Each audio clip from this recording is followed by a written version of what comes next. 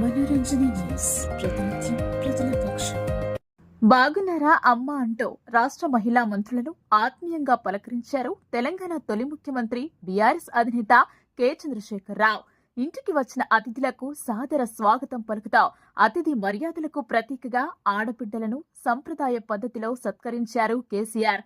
గురువారం ఎర్రవెల్లి నివాసంలో రాష్ట్ర దేవాదాయ ధర్మాదాయ అటవీ శాఖ మంత్రి కొండ సురేఖ, పంచాయతీరాజ్, మహిళా మరియు శిశు సంక్షేమ శాఖ మంత్రి ధనసిరి సీతక్క ప్రధాన ప్రతిపక్ష నేత కేసీఆర్ ను మర్యాదపూర్వకంగా కలిశారు.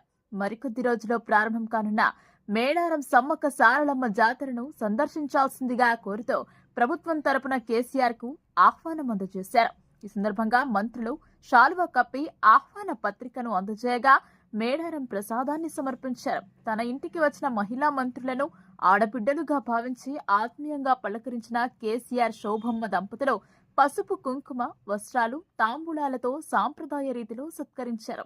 కేసీఆర్ దంపతులు ఏర్పాటు చేసిన తేనెటి విందును స్వీకరించిన మంత్రులు కాసేపు పరస్పర యోగక్షేమాలు ఇష్టాగోష్ఠి అనంతరం తిరుగు ప్రయాణమయ్యారు. ఈ సందర్భంగా ఎర్రవెల్లి నివాసానికి చేరుకున్న మహిళా మంత్రులకు మాజీ ఎంపీ జోగినపల్లి సంతోష్ కుమార్ సాదర ఆహ్వానం పలికారు.